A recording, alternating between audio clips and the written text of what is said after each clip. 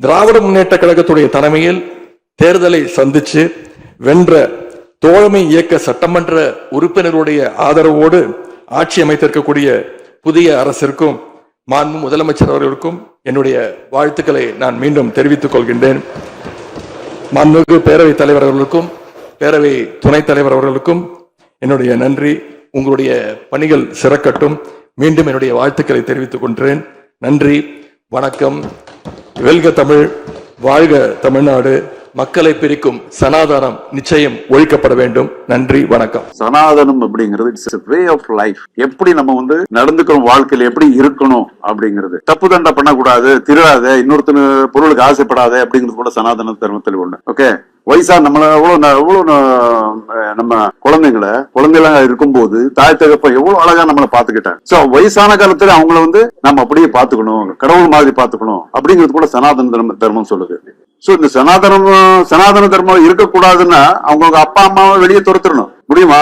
It is not Sanatana தர்மங்கிறது. It's not ஒரு religion கிடையாது. It's a way of life. So அது எல்லாரும் புரிஞ்சுக்கிட்டா, எனக்கு தெரிஞ்ச அளவுக்கு நான் சொல்லிட்டு இருக்கேன். சனாதனம் என்ற சொல்லை உணர்ந்து சொல்லக்கூட ஒரு தகுதி வேண்டும் என்பது ஆழமாக கற்றவர்களுக்கு புரிந்த விஷயம். அப்படி இருக்க சனாதனத்தை டெங்கு, மலேரியா ஆகியவற்றுடன் ஒப்பிட்டு ஒழிக்க வேண்டும் என்று முன்னர் மேடையிலேயே பேசி வழக்குகளை சந்தித்து வரும் உதயநிதி பின்னரும் திருந்தாமல் சட்டமன்றத்தில் சனாதனத்தை ஒழிப்பதே நோக்கம் என கூறியதை அடுத்து நாடு முழுவதும் உதயநிதிக்கு எதிரான ஆர்ப்பாட்டங்களும் போராட்டங்களும் முன்னெடுக்கப்பட்டது.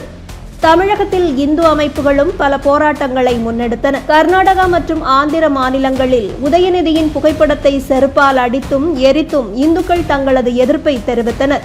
வீட்டில் தனது தாயார் திருமதி துர்கா ஸ்டாலின் கோவிலாக ஏறி இறங்கி பல பிரார்த்தனைகள், பூஜைகள், யாகங்கள் செய்வதை தடுக்கவோ எதிர்க்கவோ முடியாத உதயநிதி சட்டசபையில் மட்டும் சனாதனத்தை ஒழிப்பதாக கூறுவது பொருத்தமானதா என்று பலரும் கேள்வி எழுப்பினர். உதயநிதி தனது மதவெறுப்பு அரசியல் போக்கை மாற்றிக்கொள்ளவில்லை என்றும் இது நச்சு கலந்த பேச்சு எனவும் தமிழக பாஜக கடும் கண்டனத்தை தெரிவித்தது. திமுக ஆட்சியின் போது தேவையில்லாமல் திருப்பரங்குன்ற விவகாரத்தில் மத உணர்வுகளை தூண்டி இந்துக்களின் உரிமையை ஒடுக்க நினைத்ததுதான் சம உரிமையா?